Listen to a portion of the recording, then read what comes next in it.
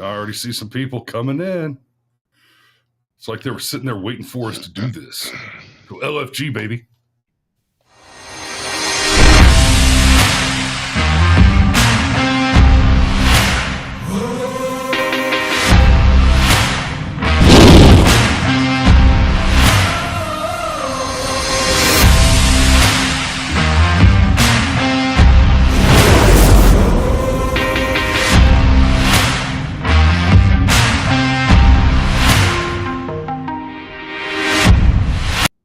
All right. And I know it's abrupt, but it's going to be Sunday before I have time to work on that. Good morning, everybody. It is Fat Tuesday. Happy Fat Tuesday. I hope you're all ready to do some pancakes and whatnot this evening. I know we've got sausages and bacon, and I'll be doing pancakes on the Blackstone tonight for dinner, because Mardi Gras is upon us. And to celebrate Fat Tuesday, of course, I've got Mario on the channel with us. Good morning, Mario. How you doing this morning, brother? Good morning. Happy Mardi Gras. I have a nice cup of strong coffee here, but I lack a little plate of beignets. Where are my beignets, Chris? Wasn't that in the budget? I thought that was in the budget for the show. Come on. Mario. After Lent is over, you should just meet me in Savannah. We'll start with mimosas at Huey's, and we'll end with a shot of Irish cream over cheesecake at Kevin Barry's. Fair enough. It's a 36-hour party. 36 hours. 36 hours of straight consumption. Like we used to do that like every other weekend when we lived in Savannah. It was pretty much magic. Sergeant Major says waffles here with blueberries. Oh shit! Ooh, I feel like I got cheated this morning. All right. Hey Mario, do me a favor. Tilt your camera down or lift your chair up. So get your head kind of there. Yeah, that's better. That's much better. Okay. So what are we talking about this morning, Mario? You want to set us up? Well, we were going to talk about, the trans army, okay, that's building, okay, developing, that's metastasizing just under the surface all across America. But we're going to hold on to that for a later date, all right? We had no choice, but we're just going to dive back. That might be a good one for a Rumble exclusive, say, after hours. Quite possibly. But in lieu of that, we are going to dive back into the current meltdown going on between the United States, Ukraine, and Europe. Well, because our boy Little Zelly keeps sticking his foot in it, doesn't he? And it was just last night that Trump announced that there is a temporary suspension of all foreign aid to the Ukraine. Okay, military, civilian, people need to understand. Like we are paying the salaries of the Ukrainian government. Okay, like their parliament. Okay, their bureaucracy, all of it.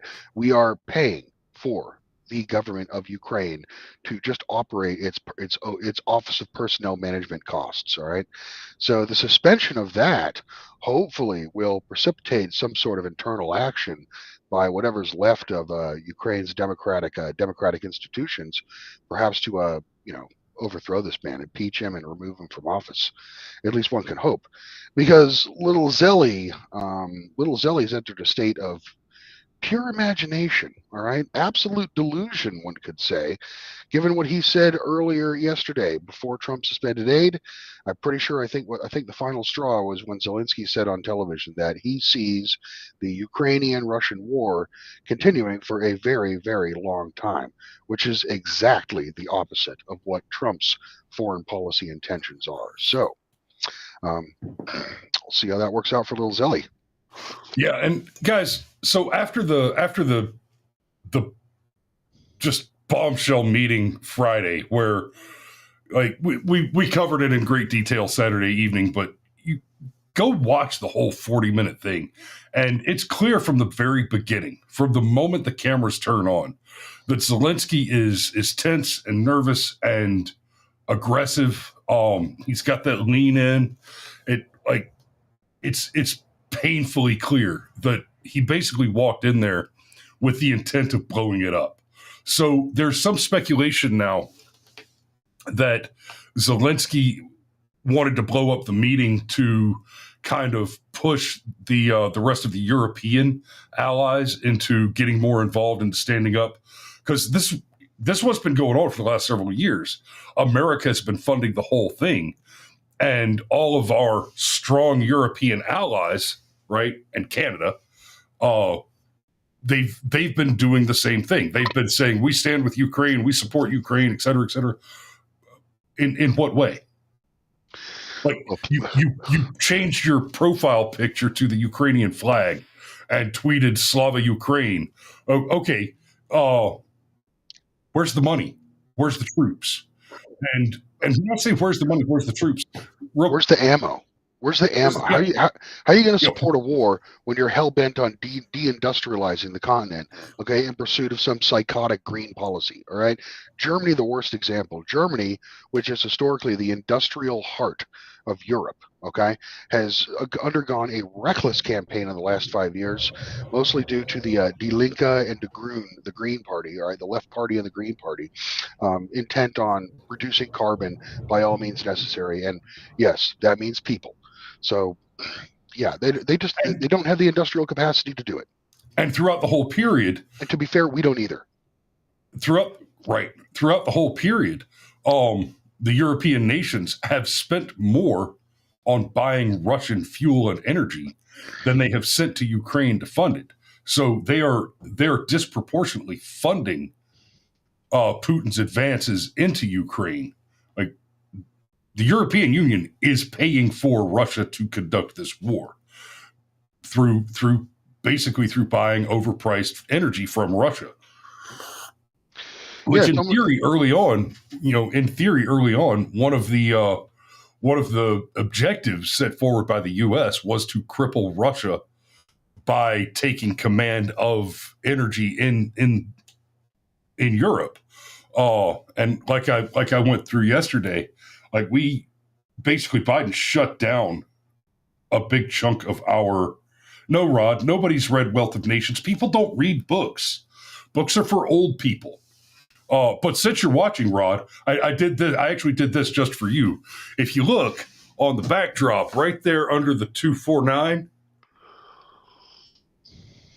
there's your old copies of Pendar right there. I made them part of the backdrop because they're part of the story, right? Anyway, so Zelensky walked in and blew it up, and it feels like he's trying to get the Europeans to get off their asses. And there's some speculation going on about that, but I want to put this in there. More importantly, Zelensky, I think, wants to divorce himself from the U.S. because he knows that Donald Trump is not the corrupt money launderer that Biden was. So any deals with Donald Trump are going to involve money going to do the things that we say that money's supposed to do. Zelensky said himself, we've got 100 billion of the 170 missing.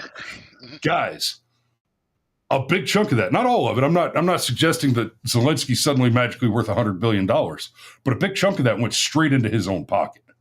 Oh, it's worse. It's even worse. And he sure as hell isn't spending it on suits. No, it's worse than that. Okay, Tucker Carlson yesterday came out with basically the leading reason why.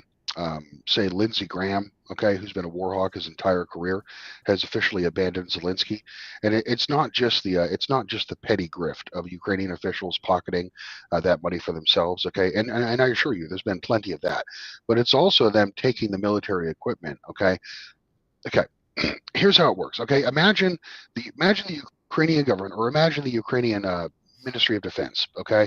Picture it as the least efficient, most corrupt charity you could possibly donate to, okay?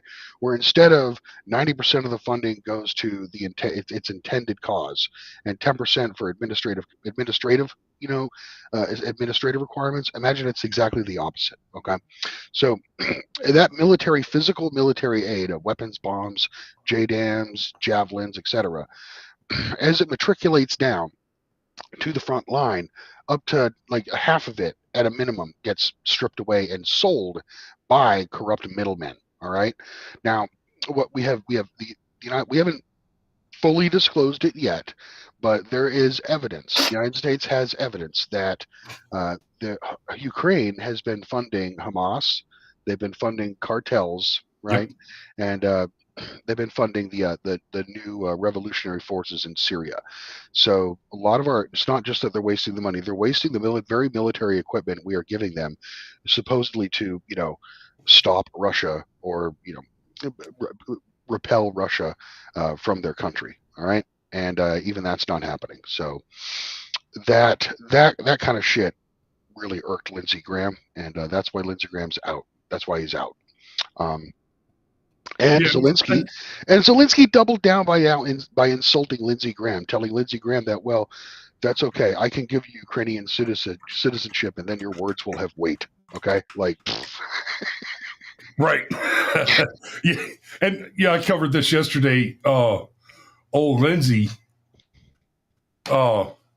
said something about, he was critical of Zelensky, and Zelensky went on one of the Sunday shows to say, well, with all due respect to Lindsay, and I call him Lindsay because I know him, I think, a little, but Ukrainian people vote for Ukrainian president. My man, people don't no, vote. they don't. It's been a year since you suspended elections and stayed in power. And see, that's another piece of it is, like I pointed out yesterday, Zelensky wants to stay in power. If the Russo-Ukraine conflict comes to an end, then he no longer has the excuse for the martial law, which has prevented elections from removing his incompetent ass. And I could understand maybe suspending elections during martial law, during a time of existential warfare. But what I can't understand, is that doing something like that and then turning on your Democratic partners and basically insulting them and making more demands from them. Okay, it's not like you don't glass houses, right? So anyway, another thing is. You talked yesterday about NATO, right? About Zelensky's goodwill trip to Europe, where he's going to rally Europe to his cause, and they're gonna step in and fill in all those gaps in money and military equipment that we were providing, right? Well, there's a rumor. I can't confirm this, okay, but I have heard, okay, from pretty good sources that Zelensky, that minerals deal he was supposed to be making with us, he actually made it with the British government, is the rumor right now. Okay. So it looks like Zelensky tried to play us because he had already made the deal with the British government prior to that ill-fated meeting in the White House. That's what I'm hearing. All right. Can't confirm it though. That is big. If that comes out to be confirmed, that's a big deal. Mm-hmm. That's a massive betrayal. Yep. Oh, and Pitt Danny talks about Senator Chris Murphy. Where does he from? Connecticut, I believe, right? Yeah, we're seeing members of Congress teetering dangerously towards treason right now. Okay, Chris Murphy was on CNN yesterday, saying that Trump is a Russian asset. Basically, Trump is a traitor to the United States. He is a Russian asset. Okay, now maybe he didn't. He's a Democrat, so I don't know if he's even capable of like secondary consequences of his words, let alone tertiary. But if you say shit like that, you're calling for the execution of the president of the United States. If you're calling the president a traitor, because that's what the punishment for treason is. So, correct. Article 3, Section 3. Read it, know it, love it. Mm-hmm. So yeah, so Trump. So here, this is a positive development in my opinion. It says Trump halts all military aid to Ukraine as Zelensky feud intensifies, and Trump came out and made a statement where after the meeting where he said, "Listen, it's clear to me now that Zelensky is not interested in peace.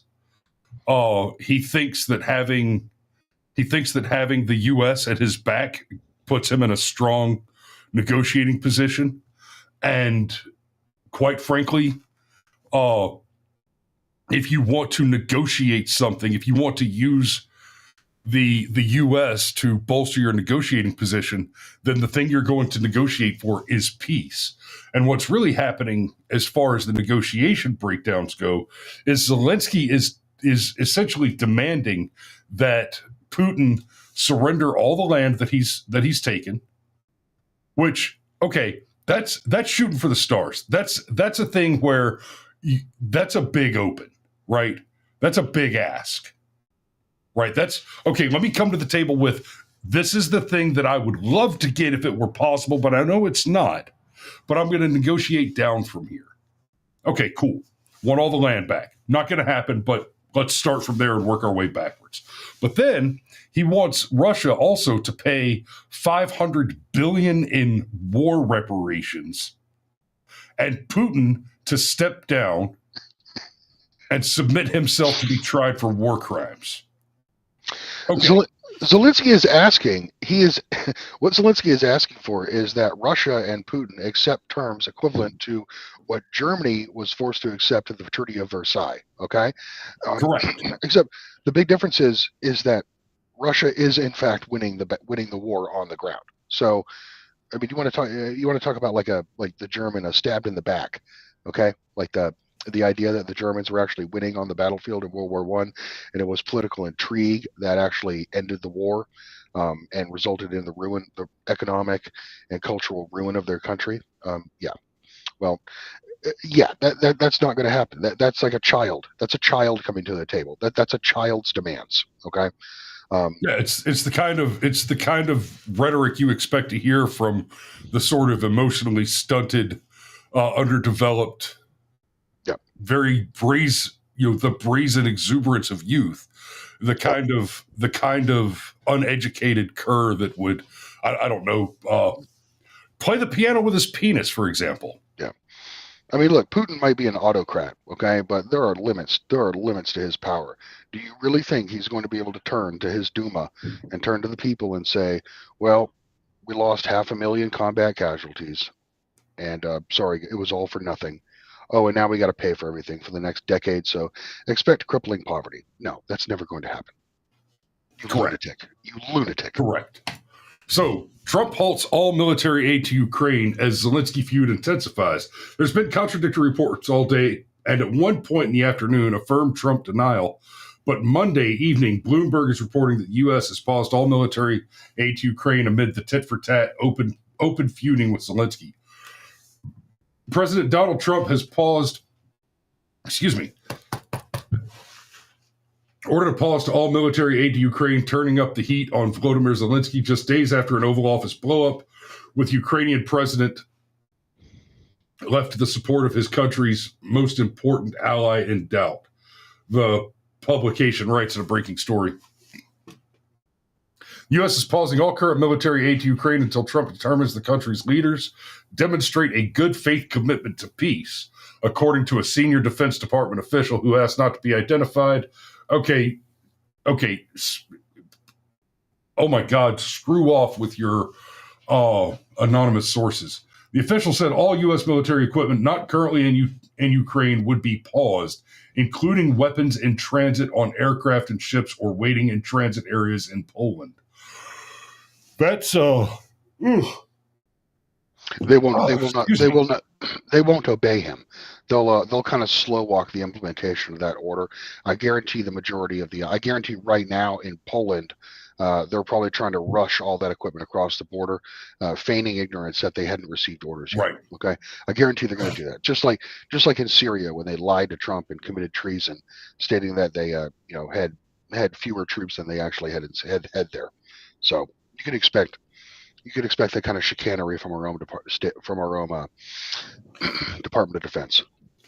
Yeah, it's clearly everybody in a leadership position in the IC, and frankly, almost every single general needs to be removed, needs to be fired. Oh yeah. The level of corruption that has infested our government. Beginning with Obama, really. I take no pleasure in stating that the DOD is almost at the levels of like irredeemability that the FBI is at. Okay, especially as far as the leadership is concerned. All right. Hegseth has to go. Hegseth must implement his desire, which is massive force reduction at the 4-star and 3-star level. Okay, within the U.S. military, we won World War II with 7 4-star generals. Today we have like 45, 50 4-star generals. These people they don't do anything. Okay, the majority of them don't do anything, but the weight of their rank and grade means that they're going to inject themselves into whatever's going on. You've got potential traitors and back dealers running around the Pentagon. All right, trying to get their own special programs implemented, simply because their ego necessitates that their ideas get put on paper. Okay. Remember how we joked in the military? Well, in the officer ranks leading up to general and through all 4 ranks of general, part of the promotion criteria is the question: did you start a new program? Like that, you don't have to create a new program to get promoted, but yeah, you do. Remember how when we were in the Army and we like some new policy would come out, or some new whatever, some new thing would come out. Yeah, the good idea theory would strike somebody. Exactly. That nothing that really didn't matter. Like, well, we got to go now to this training meeting, okay, or this presentation on resiliency or whatever, and we joked to each other. We're like, looks like an officer needed a bullet point on their OER. Yep. Yep. Every time I had to sit down and listen to an equal opportunity briefing or a sexual harassment and rape prevention briefing and just be told for 3 hours, once a quarter, just sit in a room and be lectured for 3 hours on, hey, soldiers, if there's a white man in your unit, he's a rapist and he hates you. I know. They were spending some. I don't want to get too far off topic here, but the Army was spending some pretty big money, okay, on these on like these sharp training videos. If you remember, they were interactive, where you could choose different scenarios to take. Right? I mean, it was entertaining. It was hideous Bolshevik propaganda, but it was entertaining. And yes, it's like a freaking Netflix film. Every single bad guy in the training was in fact white, and not just white, like heritage American white. Like, right. It was sickening. Right, and every single victim was a thing of color. Yes, correct, or a white woman. Yeah, it was exactly. Remember the one where Sergeant Major's daughter got raped at the gas station? Yep. And then it was like the 2 soldiers were chastised for looking at her ass while she's wearing those yoga pants. Okay, we're getting derailed hardcore. Yeah, I also remember the time that I was forced to stop killing terrorists for a few days so that I could go and be told to be sensitive to the gay soldiers because we had overturned Don't Ask, Don't Tell. And I was like, right. There's 2 guys in I'm a team leader with one private. Shit, man. In Baghdad, we were good. In Baghdad, we were literally forced to sign like a memo. We were forced to sign a memo or a commitment to respect Ramadan laws. Okay, while we were downrange, meaning that we weren't allowed to eat food in front of the interpreters. Like, I was the last one in the unit to sign it. I was trying to hold out, but they were putting a lot of fucking heat on me, and I didn't have time to argue it. So I was pissed, rip shit pissed about that. Yeah, that's wow. Real story. Anyway, yeah, so, and that's what There's a Rumble Premium exclusive show that we could do. We should talk about the whole cultural respect thing, right? You remember you and I talked about this many times at DLI. We'd be beat over the head constantly with, you have to respect their culture on this. You have to respect their culture. You have to respect their what about me? What about my culture? Am I not allowed to at least speak in my own defense? Yeah. No, you're not. You're not, because white people don't have culture. Yeah. There's no such thing as a white culture. Yeah, there were like a couple aspects of like traditional Korean culture that I simply could not respect.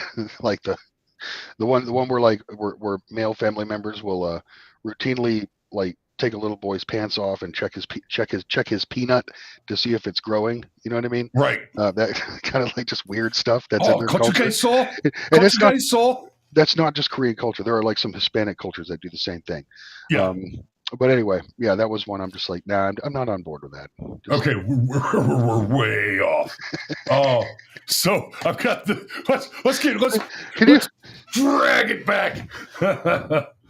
can we close the program? Can you play the "Don't Touch My Peanut" song?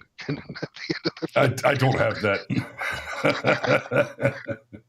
Oh shit! Actually, we're gonna have to wrap it up momentarily here because so let me skip ahead to getting out of NATO, and we're not going to spend as much time on this as I'd like to because I actually have to get on the road. I got to be in McDonough in 2 hours.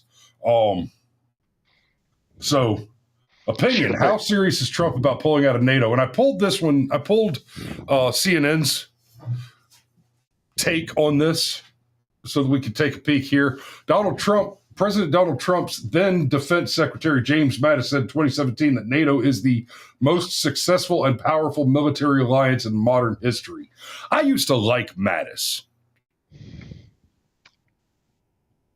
He's a shill, man. I'm sorry. It's like, a damn pity. He did good work in Anbar province. I'll tell you that. But after that was his high watermark. After that, he bought into like being showered in the accolades and going back to the Pentagon and being a big shot, and he got soft. So let's be clear about this. There's no as far as successful and powerful military alliances, NATO does not exist. Okay? The idea is that NATO is a military alliance of peer nations who basically prevent hostile nations like Russia, like China, from taking actions against their interests. But we've talked about the subsidization of the entire socialist world by America. But it's this simple. NATO does not exist. What exists is a group of shills who aren't paying their bills, who think that they get to set U.S. military and foreign policy by having the U.S. involved in a treaty organization where the United States military is the only functional military in the organization. And every time one of these shitheel welfare queens has a problem, they expect us to put boots on the ground and fix it for them. I cannot imagine a reasonable explanation for our continued involvement with this absolute waste of our taxpayer dollars. It's an anachronism. NATO is an anachronism. It was created to basically stop the ever-present creep of communism across the European continent. Okay, it was meant to check the Russians. Okay, with part of their Warsaw Pact. With the Warsaw Pact, you know what I mean? Like Russia had their own NATO, so to speak. Like it's Russia and then their goons. Okay, and then on NATO, it's the United States and NATO's goons, which is the smaller European countries. So it's meant as a hedge against the Soviet Union, but as we've talked about on the show many times, since the Soviet Union fell in 1991, NATO has expanded, okay, multiple times, bringing in more and more countries to the point where we're effectively surrounding Russia, all right, with a military organization designed to defeat a previous regime that does not exist, okay? That doesn't make the Russians feel very comfortable. Say what you want about them, but it is, you have to at least be able to rationalize what your opponent might be thinking and why they might be upset by what you're doing. You know what I mean? Now, my brother is currently, he's active duty stationed in Europe. My father is retired, but he was stationed in Europe for several years, all right, working directly with a NATO command. And I have it on good authority from both of them that the majority of what NATO does on a day-to-day basis is really nothing more than a like a pan-European officer exchange program, where they just basically get assignment, like plush assignments in different countries, and do basically make work. Okay, no real work to do. Okay, it's just administrative. Pretty much. I'd like to see. Look at the NATO's budget. Okay, and I want to know how much of that is actually going towards real training in real equipment. Okay, versus the administrative cost of maintaining basically another massive blob of a bureaucratic entity in Europe. And if Europe does one thing well, it's establishing huge bureaucratic blobs. Okay, that are as a was it Benjamin Franklin who said that the bureaucracy is always expanding to meet the growing needs of the bureaucracy. To meet the needs of the bureaucracy. yeah. That's NATO, basically. Yeah, exactly. So, I do have to go ahead and put a pin in it. Thanks for watching this morning. I didn't know it was going to be only a half hour. I would have shut the hell up. I'm the one who derailed the show today. Normally the topic of the Army comes up, and then away Chris goes. Good luck bringing him back. No, I didn't. I apologize. No worries. No worries. I think we still had a pretty good show this morning. And of course, the final bullet point is we need to get the fuck out of NATO. Right? I made it all the way to the end of the show without dropping an F-bomb, but there it is. We need to get the fuck out of NATO. Right, and Bear, we'll miss you when China eats your lunch, but I've got a couch, brother. Come on, because we need to get out of NATO. No more funding no more keeping the lights on at the He-Man America Haters Club. Right, Unverified's headed for the trenches soon. Starmer said so. Sorry, yeah. Bear. It's over. Good luck, brother. Good luck. Over. Just make sure you know what you're doing before you slap that booger hook on the bang switch, because my heart goes out to you, and all love and prayers as long as you're putting big red boots to commie ass. But I want no more part of Russian entanglement or Ukrainian entanglement, and I certainly don't want to keep sending money that I'd rather be buying pork chops with over to fund brother wars in Europe. All the training in the world isn't going to help you when a $200 drone is just dropped right on your head. That is correct. That's the cruel math of this war. All right, I'd like to talk to. That would be maybe a rumble, whatever. I'd love to do a program. Okay, I've really got a unified theory of basically how the battlefield has changed. Okay, given the weapons used. While Obama was in office and the whole Lois Lerner thing was going on, I know, but I got to get off. But and the whole Lois Lerner thing was going on, I talked about fifth generational warfare and the communications warfare. Guys, we're past that now. It's a different creature now. Yeah. Right? And so understand, even as we move into sixth generational warfare, the tactics of fifth generational and fourth generational remain, right? There are even some holdouts from third, second, and first. But it's kind of like Magic the Gathering. The new expansion comes out and the old one falls out of standard edition. Right?